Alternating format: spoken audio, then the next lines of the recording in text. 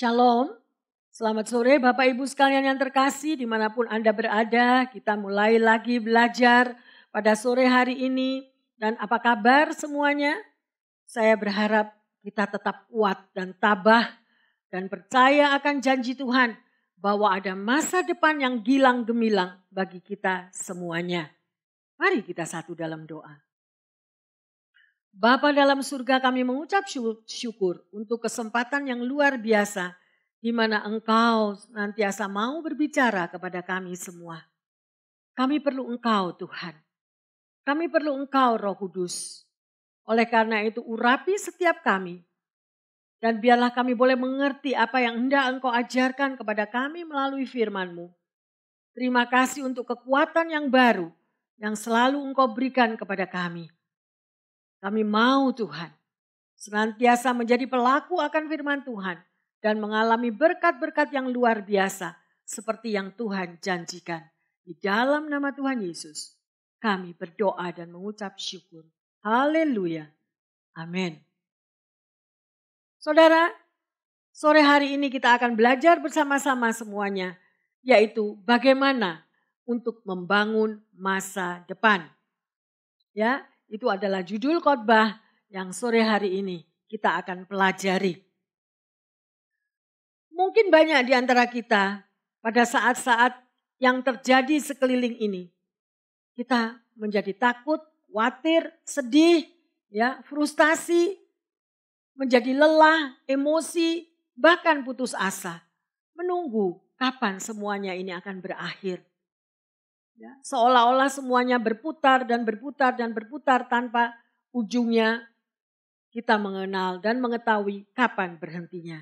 Tetapi saudara, mari kita tidak mau fokus kepada sekeliling kita, tetapi kita mau fokus kepada apa yang juru selamat kita berada di tengah-tengah umatnya. Mari kita akan baca dua bagian dari ayat firman Tuhan yang berikut ini. Yaitu di dalam Amsal 23 ayat yang ke-18. Karena masa depan sungguh ada dan harapanmu tidak akan hilang. Amin saudara. Coba Anda ulangi lagi. Baca dengan perlahan-lahan, resapi dan masukkan di dalam hatimu. Ya, bahwa masa depan sungguh ada dan harapan kita tidak akan hilang. Ya, oleh karena itu, ini adalah janji yang Tuhan berikan. Jangan melihat kepada keadaan yang mendunia saat ini. Yang akan membawa kita jatuh, ketakutan, dan terpuruk setiap hari. Tetapi kalau kita mau pegang akan firman Tuhan, percaya akan janjinya, beriman teguh bahwa apa yang Tuhan katakan ya dan amin. Maka saudara dan saya akan keluar bahkan lebih dari pemenang. Bukan cuma pemenang, lebih dari pemenang. Amin. Dan kita akan melihat di dalam Yeremia 29 ayat yang ke-11. Sebab aku ini mengetahui rancangan-rancangan apa yang ada padaku mengenai kamu. Demikianlah firman Tuhan. Yaitu rancangan damai sejahtera dan bukan rancangan kecelakaan. Untuk memberikan kepadamu hari depan yang penuh harapan. Amin. Haleluya. Saudara kita bisa melihat di sini ya. Pegang daripada ayat ini. Jadikan ayat ini ayat emas di dalam hidup saudara dan saya. Meteraikan di dalam hati kita. Bahwa Tuhan itu mengetahui rancangannya yang terbaik, yang terindah di dalam kehidupan saudara dan saya. Masalahnya, apakah Anda mau mempercayainya? Kalau engkau melihat masalahmu lebih besar, dan engkau tidak bisa mempercayai apa yang Tuhan firmankan, maka kita sendiri yang rugi. Percayalah akan janji-janji Tuhan. Ya, dan kita mau melihat bahwa masa depan tidak datang begitu saja. Ada banyak orang yang kehilangan masa depannya. Ya, ada yang pada usia senja, ada yang dewasa, ada yang remaja, anak-anak. Ya, saudara.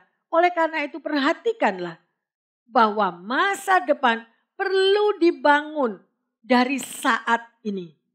Ya, saudara. Tiap hari kita jalani. Kalau bisa pada waktu kita mendidik anak-anak kita itu sudah dibangun untuk masa depan anak kita. Bersama Tuhan. Bukan dengan membangun masa depan dengan kekuatan sendiri. Kita bisa gagal saudara. Ya, karena hanya Tuhan yang tahu pasti rancangannya yang terbaik bagi anak-anak kita. bagi masa depan mereka. Apa yang terlintas di benak kita saat memikirkan masa depan? Apa yang terlintas di dalam pikiran saudara dan saya? Bagi banyak orang, masa depan berarti rangkaian-rangkaian peluang-peluang tanpa batas. Harapan dan peluang tersebut, ya saudara, Anda mempunyainya begitu besar, mimpi-mimpi yang indah untuk bisa diraih dan cinta dan cita-cita untuk bisa kita wujudkan. Ya, banyak orang percaya bahwa masa depan yang cerah bisa kita capai kalau kita memiliki sarana yang tepat.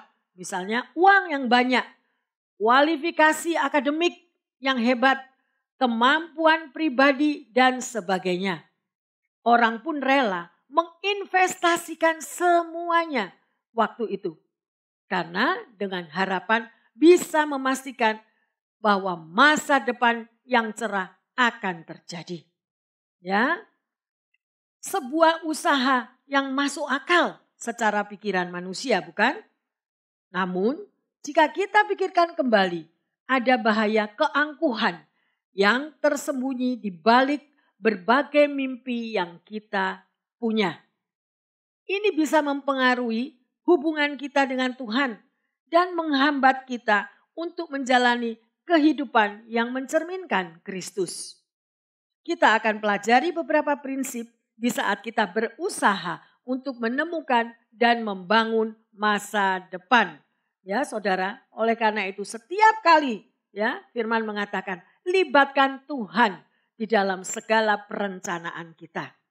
Oleh karena itu kita akan belajar yang pertama, periksalah motivasi kita. Pastikan setiap hal dilakukan dengan dasar kasih. Ada seorang pemuda yang bersaksi. Dia menceritakan pengalaman hidupnya. Ketika dia masih sebagai pelajar, waktu mendapatkan nilai-nilai yang baik, dirinya merasa sangat baik. Dia begitu bersuka cita. Tetapi pada waktu dia mendapatkan nilai-nilai yang buruk, dia merasa bodoh dan tidak berarti. Demikian juga pada waktu dia di perguruan tinggi, banyak hal yang tidak berjalan sesuai dengan rencananya. Perlahan-lahan impiannya menjadi berantakan. Pada suatu hari dia menyadari bahwa dia tidak memegang kendali atas hidup ini.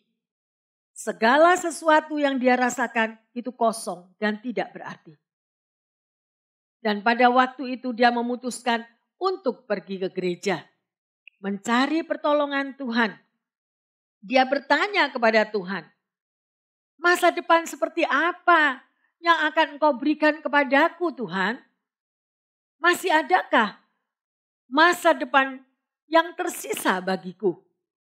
Ya, Tuhan tidak menjawabnya saat itu. Sebaliknya, setelah 2 tahun kemudian, Tuhan izinkan kehancuran terjadi dan keangkuhannya itu saudara yang diproses demikian oleh Tuhan. Dengan sabar Tuhan mengajarinya. Oleh karena disitulah ditemukan bahwa diperlukan memiliki kasih. Tuhan mengingatkan akan firman-Nya di dalam 1 Korintus 13 ayat yang pertama sampai yang ketiga. Sekalipun aku dapat berkata-kata dengan semua bahasa manusia dan bahasa malaikat, tetapi jika aku tidak mempunyai kasih, aku sama dengan gong yang berkumandang dan canang yang menggerincing. Sekalipun aku mempunyai karunia untuk bernubuat, dan aku mengetahui segala rahasia dan memiliki seluruh pengetahuan, dan sekalipun aku memiliki iman yang sempurna untuk memindahkan gunung, tetapi jika aku tidak mempunyai kasih, aku sama sekali tidak berguna. Dan sekalipun aku membagi-bagikan segala sesuatu yang ada padaku, bahkan menyerahkan tubuhku untuk dibakar, tetapi jika aku tidak mempunyai kasih, sedikit pun tidak ada faedahnya bagiku. Saudara luar biasa, inilah dasar daripada kehidupan sebagai anak Tuhan. Ya, saudara tahu dengan jelas Jesus is love. Ya, Yesus itu adalah kasih. Dan kalau saudara dan saya sebagai anaknya, anak-anak Tuhan, DNA kita adalah kasih. Oleh karena itu, jangan lepaskan kehidupanmu dengan dasar kasih yang engkau meteraikan di dalam setiap langkah kehidupan kita. Saudara, pemuda ini tertolong oleh adanya firman Tuhan. Dia memeriksa motivasinya saat mencari arahan Tuhan bagi masa depannya. Ya, pemuda ini tadi menyadari sehebat apapun bakat yang dia miliki, bakat itu harus digunakan atas dasar kasih. Ya, bakat yang ditujukan untuk lain hal, misalnya untuk show off atau untuk pamer, ya saudara, akan menjadi sesuatu yang hampa. Akan menjadi sesuatu yang kosong dan tidak ada artinya. Semuanya itu akan berakhir. Ya saudara, show off itu atau pamer itu hanya sekejap mata. Akan hilang semuanya itu. Dan pemuda ini belajar untuk menjadikan kasih sebagai dasar atas segala sesuatu yang dia lakukan. Ya, dengan segenap hatinya dia belajar untuk melakukan semuanya itu. Ya, kasih sebagai dasar atas segala sesuatu yang dia mau kerjakan. Ya, hatinya bisa dipenuhi dengan kerinduan untuk menyenangkan Tuhan dan bukan lagi untuk dirinya sendiri. Itu yang pertama. Yang kedua, serahkanlah keinginan kita kepada Allah dan biarlah Dia yang mengarahkan masa depan kita.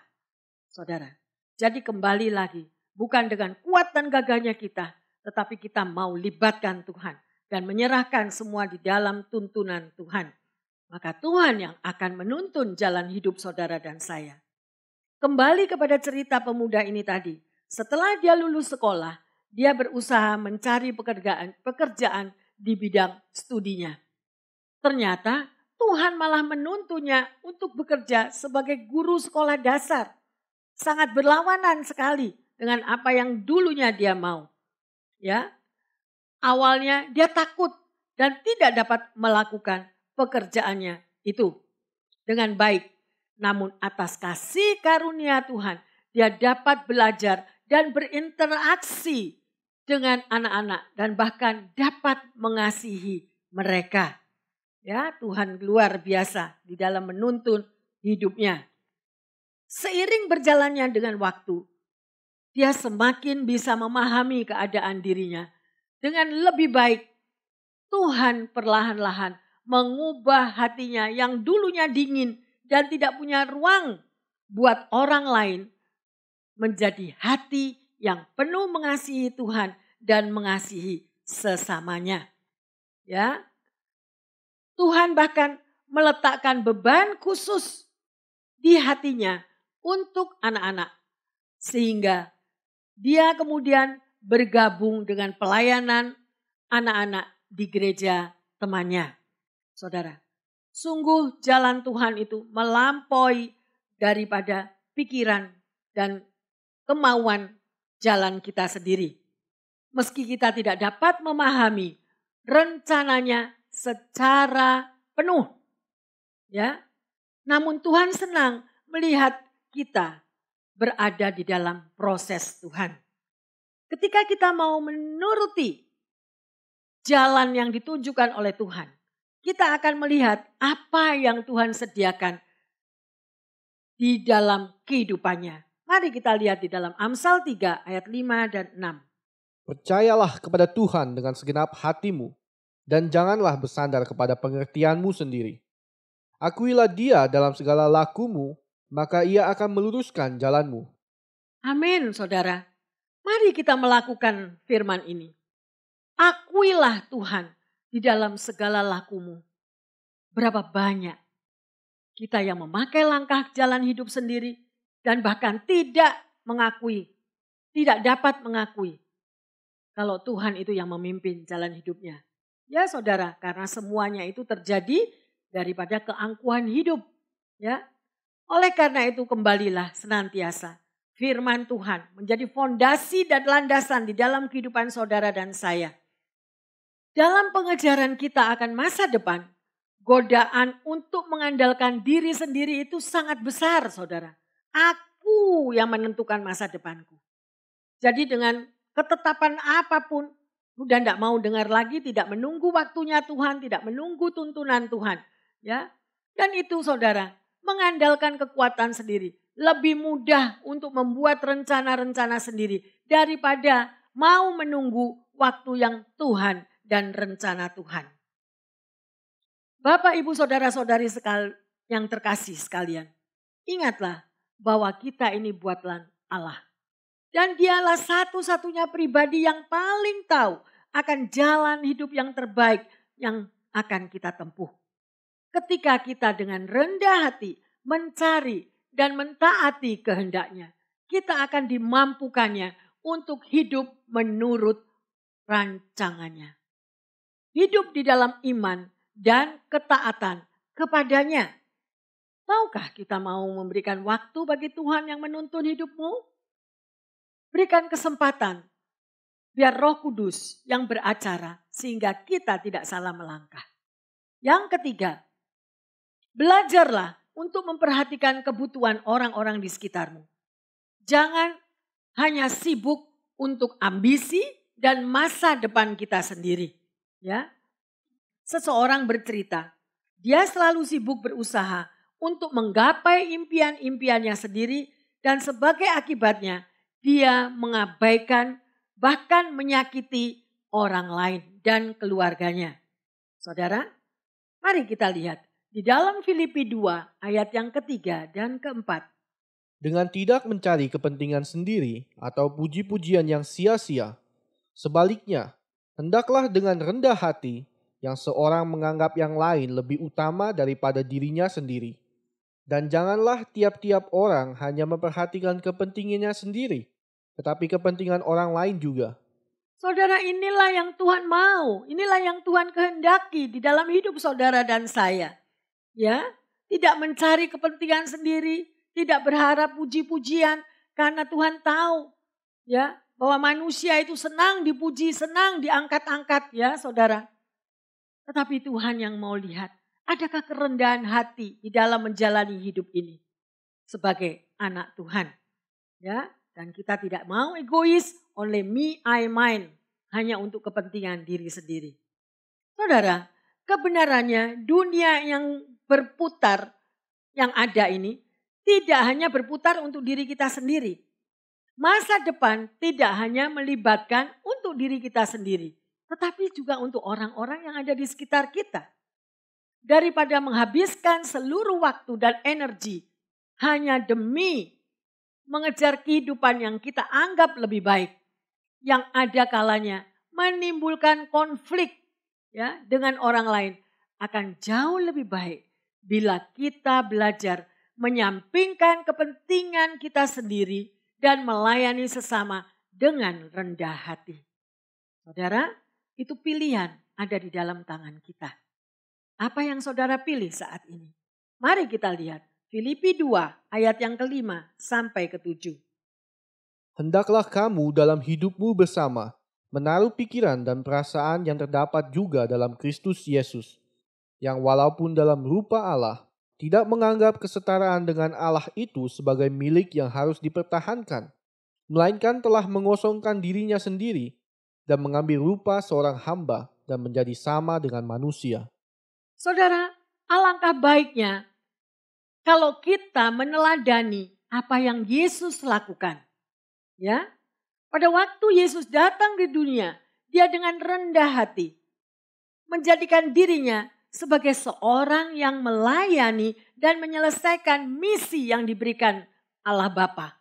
Ya, saudara, menggantikan kita yang seharusnya kita yang dihukum di kayu salib supaya kita dapat diperdamaikan dengan Allah dan kembali dan menikmati hubungan pribadi dengannya.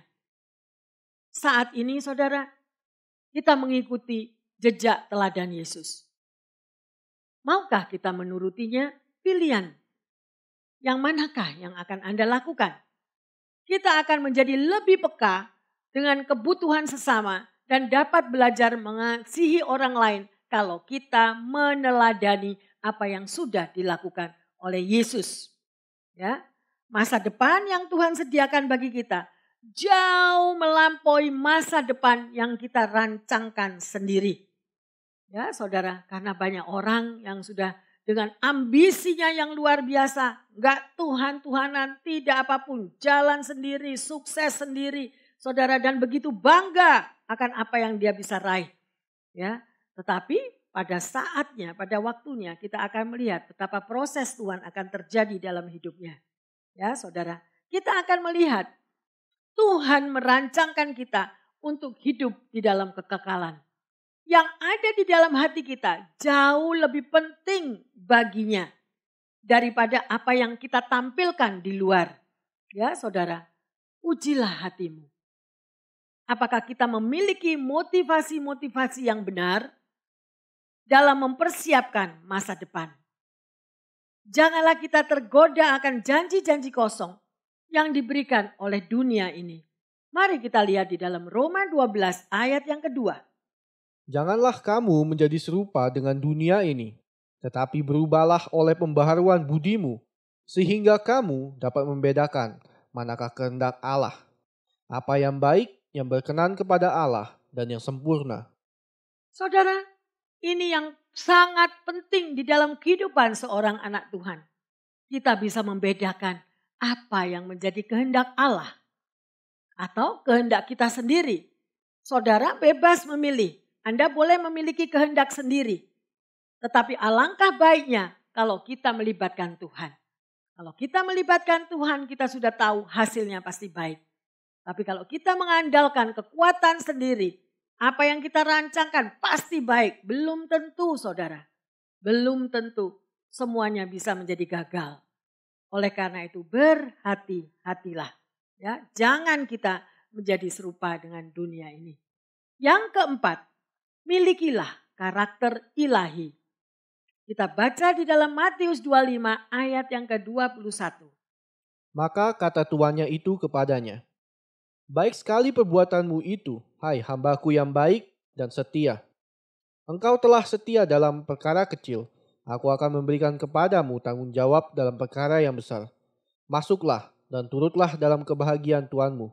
Saudara, begitu indahnya firman ini.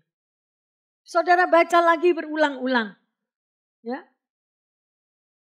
Ikutlah akan kebahagiaan Tuhanmu. Kalau Anda dan saya mau setia dan melakukan firman Tuhan, melibatkan Tuhan di dalam segala keputusan. Ya. Standar kebahagiaannya Tuhan yang belum pernah kita pikirkan dan bayangkan. Ya, luar biasa. Salah satu karakter terpenting yang Tuhan mau di dalam hidup saudara dan saya adalah kesetiaan.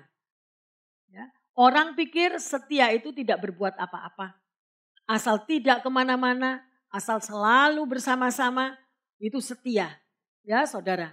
Tetapi tidak, setia itu kita memberi nilai lebih sekecil apapun yang saudara dan saya lakukan. Ya, di dalam pekerjaan Anda. Di dalam apa saja yang Anda mau perbuat. Kita mau melakukan dengan semangat untuk memberi yang terbaik. Ya saudara, apa saja yang saudara lakukan, beri yang terbaik. Dan itu adalah setia. Itu adalah standar karakter ilahi. Ya. Dan yang kelima, yang terakhir, di manakah Anda membangun masa depan? Ya. Kita mau melihat di dalam Lukas 12 ayat ke-16 sampai yang ke-20. Kemudian ia mengatakan kepada mereka suatu perumpamaan. Katanya, ada seorang kaya, tanahnya berlimpah-limpah hasilnya. Ia bertanya dalam hatinya, apakah yang harus aku perbuat? Sebab aku tidak mempunyai tempat di mana aku dapat menyimpan hasil tanahku. Lalu katanya, inilah yang akan aku perbuat. Aku akan merombak lumbung-lumbungku dan aku akan mendirikan yang lebih besar.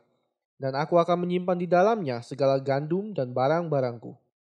Sesudah itu, aku akan berkata kepada jiwaku, jiwaku, ada padamu banyak barang, tertimbun untuk bertahun-tahun lamanya.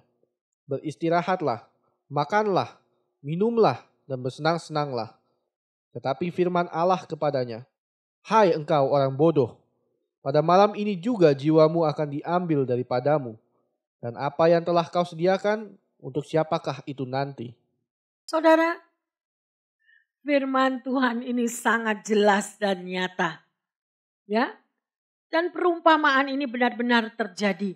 Dan banyak orang sedemikian rupa mengalaminya. Ya, mereka berpuluh-puluh tahun. Mereka bekerja dengan keras. Mengumpulkan semua apa yang dia mampu lakukan bagi 10 keturunannya. Dia memikirkan, aku sudah tenang, aku tidak perlu memikirkan mereka akan hidup bahagia, mereka tidak akan menderita. Tetapi saudara, apa yang terakhir yang dia terimanya? Dia tidak dapat merasakan apa-apa. Semuanya berakhir dan waktunya sudah habis. Hidupnya sudah berakhir. Dan apa saja yang dia perbuat menjadi sia-sia. Saudara tahu apa yang ditulis daripada Steve Jobs di akhir hidupnya? Dia bekerja keras dengan luar biasa. Dia sukses luar biasa. Tapi pada saat Tuhan panggil, dia menyesali semua waktunya. Ya, sedemikian rupa saudara. Nikmatilah hidup yang ada di dunia ini yang Tuhan berikan bagi saudara dengan saya. Dengan melibatkan Tuhan. Libatkan Tuhan setiap hari dan lakukan firman-Nya. Maka hidup saudara dan saya tidak akan sia-sia. Walaupun kita tidak memiliki harta bermiliar-miliar saudara. Tetapi ada damai, sejahtera, sukacita dan anak cucu kita tidak akan meminta-minta roti. Itu adalah jaminan daripada Tuhan bagi orang yang setia melakukan firman Tuhan. Bagaimana saudara dengan saya? Apakah kita sudah mengajarkan firman Tuhan kepada anak-anak kita? Atau kita ajarkan, saudara, ada seorang ibu yang menceritakan apa yang dia perbuat. Dia berkata kepada anaknya, "Nak, kamu tidak mau sekolah, tidak apa-apa. Kamu tidak mau belajar, tidak apa-apa.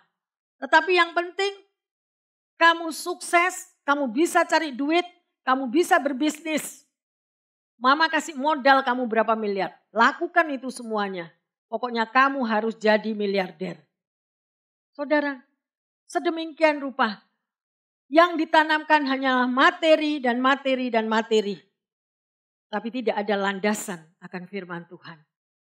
Karena di dalam firman Tuhan ada 1001 cara Tuhan untuk memberkati anak-anaknya. Saudara percaya? Lihat apa yang difirmankan. Burung-burung di udara Tuhan pelihara. Tuhan beri makan setiap hari. Demikian juga dengan hidup saudara dan saya. Bukan berarti kita tidak boleh bekerja. Kita tetap harus bekerja, kita harus mempunyai knowledge, kita harus memiliki pengetahuan. Hosea 4 ayat 6. Umatku binasa karena tidak mengenal kebenaran firman Tuhan. Karena tidak mengerti saudara. Duit tidak menjadi jaminan, harta tidak akan menjadi jaminan bahwa hidup anak-anak Tuhan akan bahagia. Tetapi kebahagiaan itu bisa saudara dan saya raih. Apabila kita mendidik anak-anak kita dengan takut akan Tuhan dan melakukan firman-Nya. Dan disitulah Tuhan akan memberkati dan memberkati dan memberkati. Mari kita akan mengubah pola pikir hidup kita. Sekali lagi bahwa sungguh masa depan itu luar biasa. Apabila kita mengizinkan Roh Kudus yang menuntun hidup kita bukan dengan kekuatan diri kita. Kesombongan seringkali yang menahan daripada berkat-berkat Tuhan. Kesombongan yang seringkali yang mematahkan. Pokok anakku pintar sekolah, pokok anakku punya pangkat 5 profesor. Dia hidupnya tidak berkekurangan. Mungkin benar tidak berkekurangan. Tetapi adakah hal keselamatan terjadi di dalam hidupnya? Ya saudara, selamat itu bukan berarti selamat yang apapun saudara. Kekekalan, keselamatan yang kekal. Berkat yang kekal. Kebahagiaan yang kekal. Boleh kita rasakan di bumi maupun di surga nanti. Dan itu adalah landasan yang terpenting. sebagai orang tua yang hidup di dalam Tuhan sepenuhnya dan akan mendidik anak-anaknya dengan takut dan berlandaskan firman Tuhan. Ya saudara, itulah kalau kita mau membangun masa depan yang baik bersama Tuhan. Kita mau melihat juga di dalam Yakobus 4 ayat yang ke-13 sampai ke-16.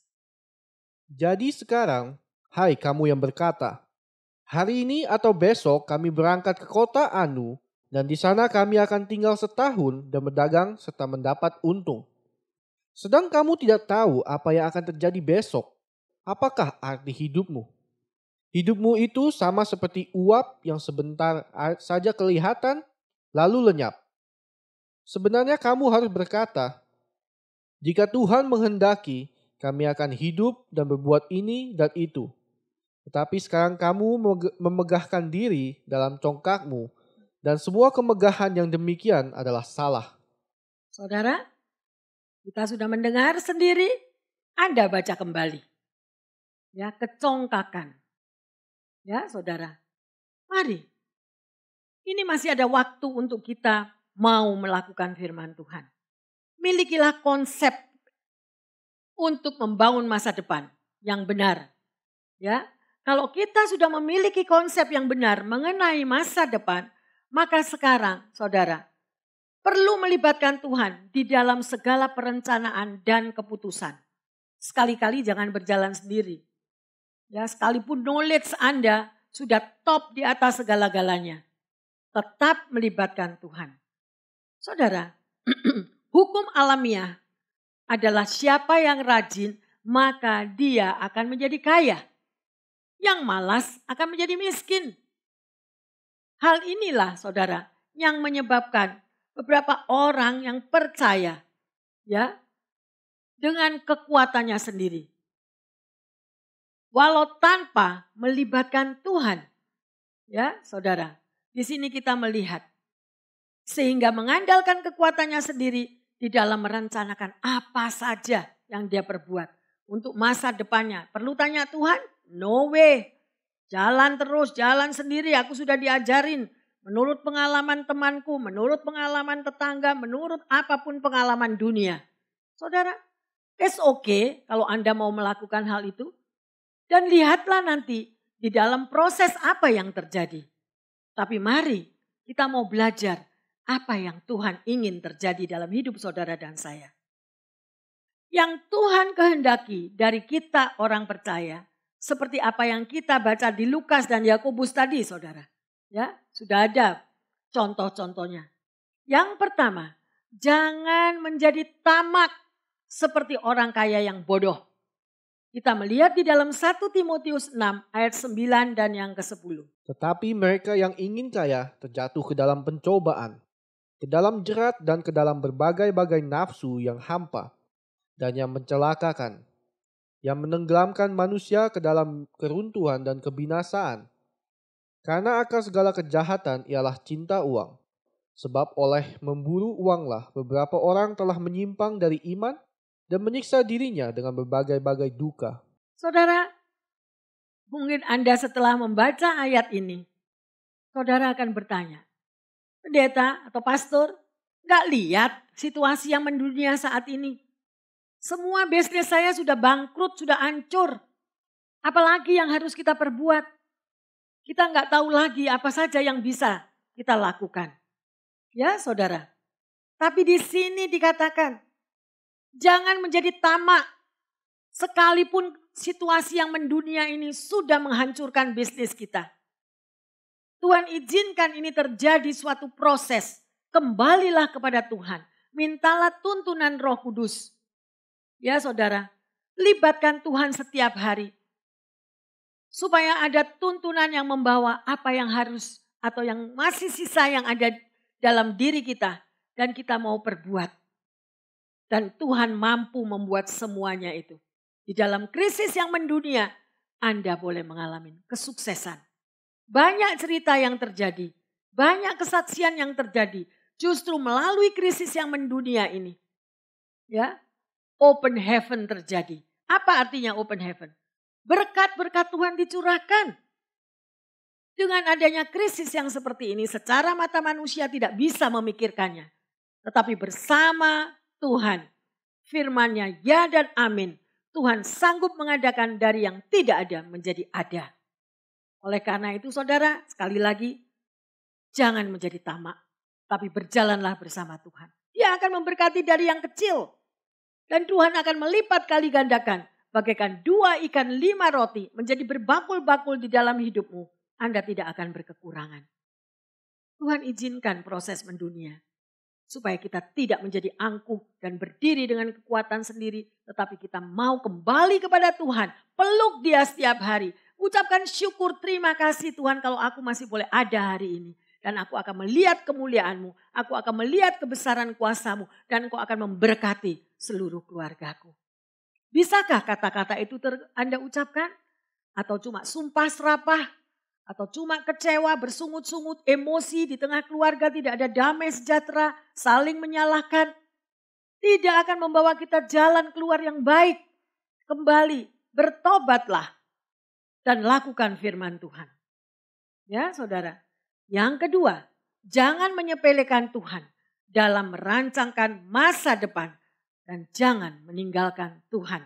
Kita baca di dalam Yohanes 15 ayat yang kelima. Akulah pokok anggur dan kamulah ranting-rantingnya. Barang siapa tinggal di dalam aku dan aku di dalam dia, ia berbuah banyak. Sebab di luar aku, kamu tidak dapat berbuat apa-apa. Saudara, indah sekali firman Tuhan.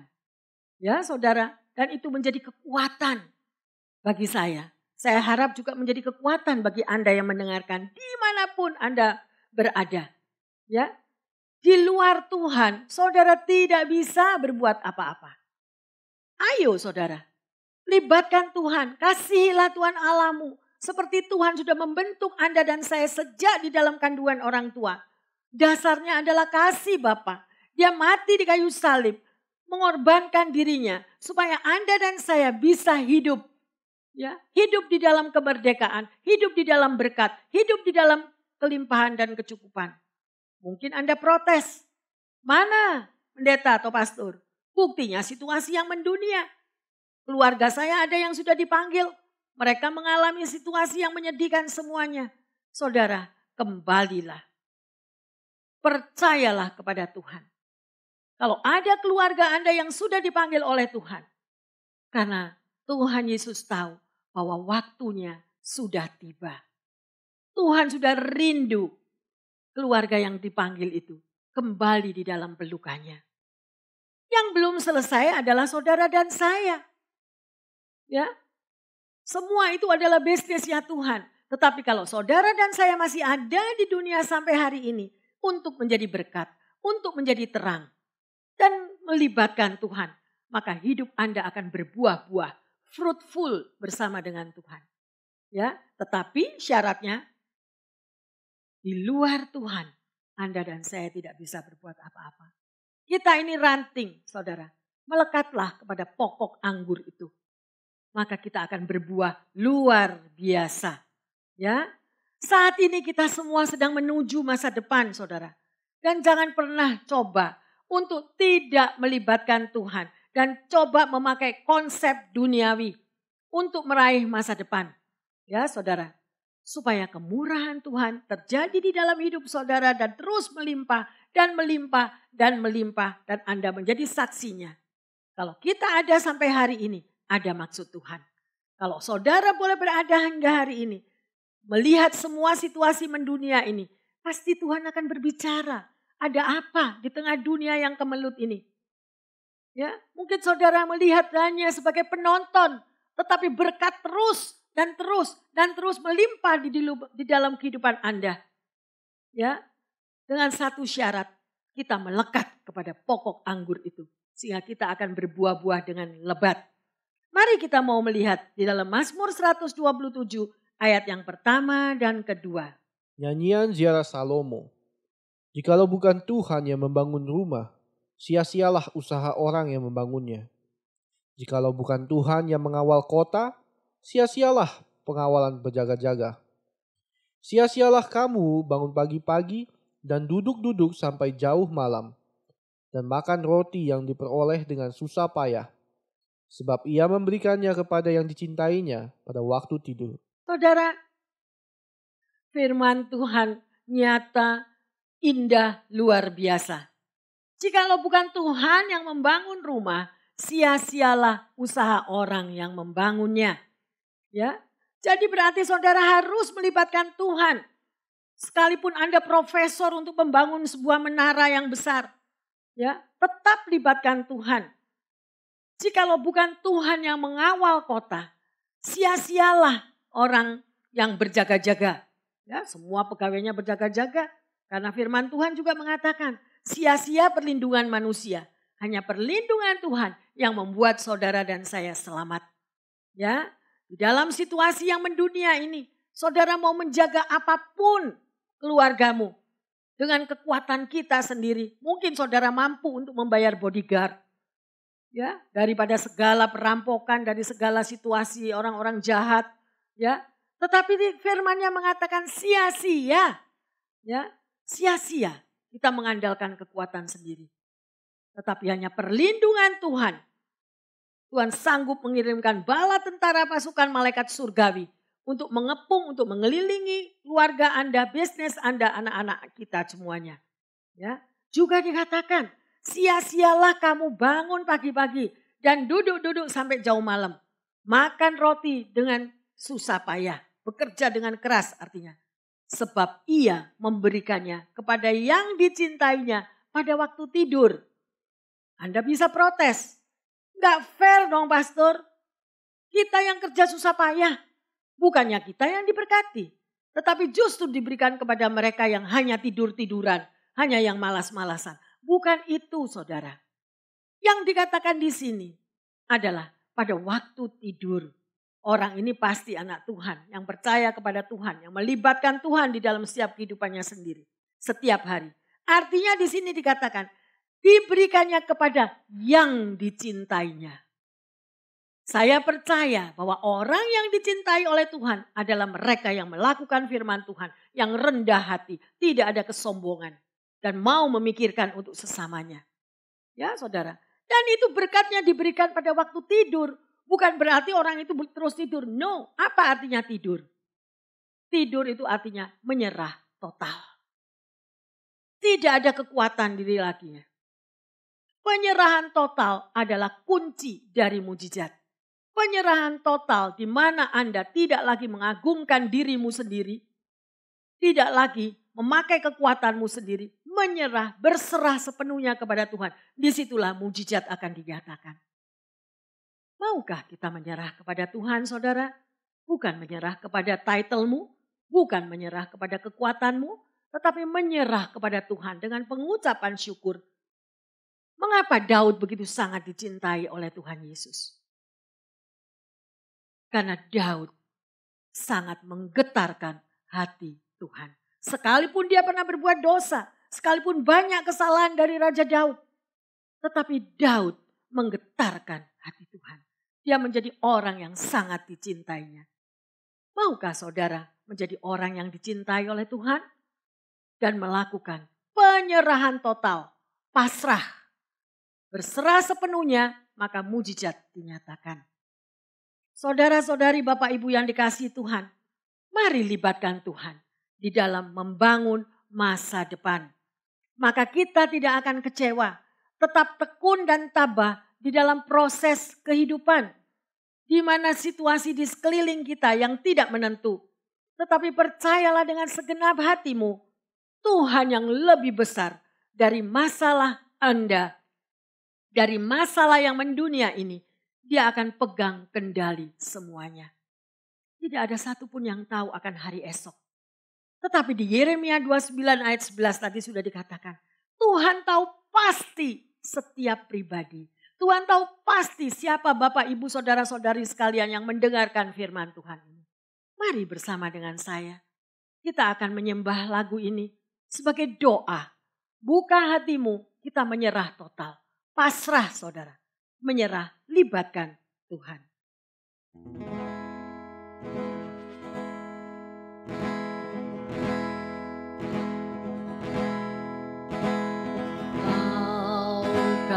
Hari esok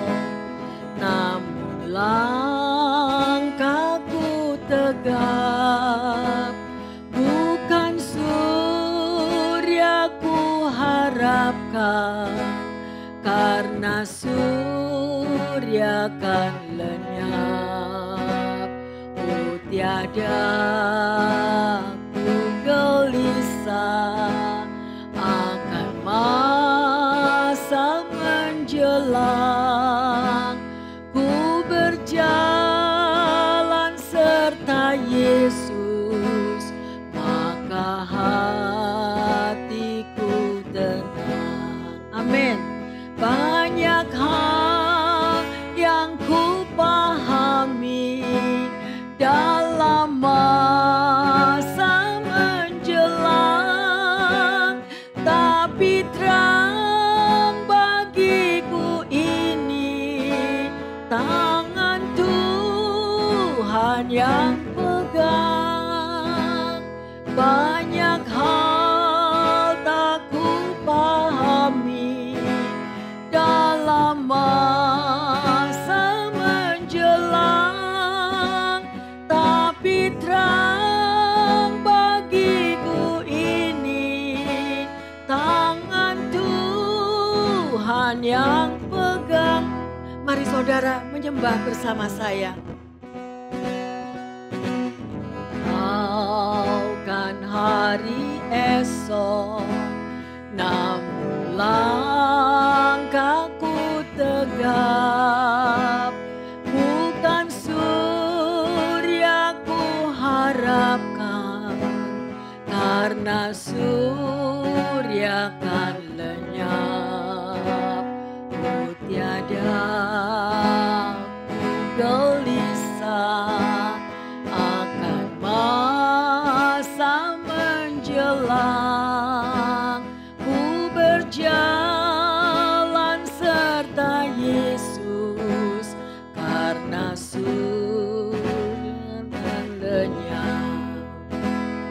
Banyak hal ku pahami dalam masa menjelang, tapi terang bagiku ini tangan Tuhan yang pegang. Banyak hal tak ku pahami dalam masa menjelang, tapi terang bagiku ini tangan Tuhan yang pegang. Banyak hal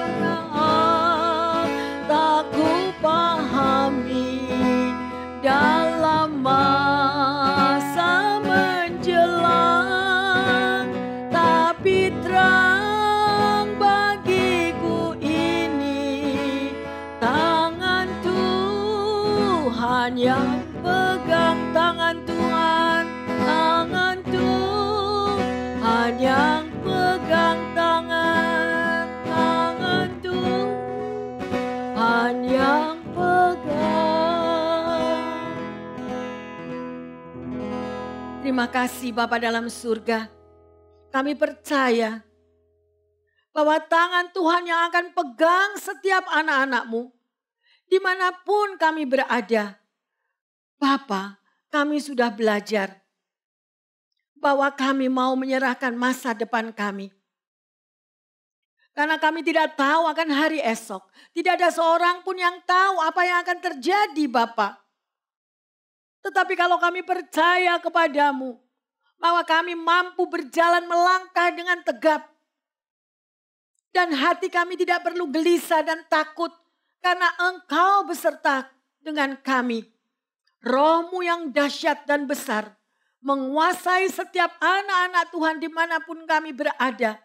Oleh karena itu Bapa, kami mohon pengurapan-Mu setiap hari. Kami mohon Roh-Mu Kau curahkan kepada setiap anak-anak-Mu yang mendengarkan firman Tuhan ini. Sehingga langkah kaki mereka tegap, mereka percaya bahwa mereka tidak berjalan sendiri. Tetapi mereka berjalan di dalam terang kasih Kristus. Dan tangan-Mu sendiri yang akan menopang. Tangan-Mu sendiri yang akan menggandeng setiap anak-anak-Mu yang mendengarkan firman Tuhan ini. Terima kasih Bapa untuk masa depan yang gilang gemilang. Terima kasih Roh Kudus untuk firman Tuhan yang kau nyatakan dengan luar biasa. Kami bersyukur dan bersyukur bahwa situasi yang mendunia ini akan berakhir di dalam waktu-Mu. Karena kami percaya penuh Tuhan Yesus yang megang kendali di dalam keadaan dunia ini dan juga pegang kendali akan setiap pribadi yang menjadi anak-anak Tuhan yang setia kepadamu. Di dalam nama Tuhan Yesus kami mengucap syukur dan berdoa. Haleluya. Amin.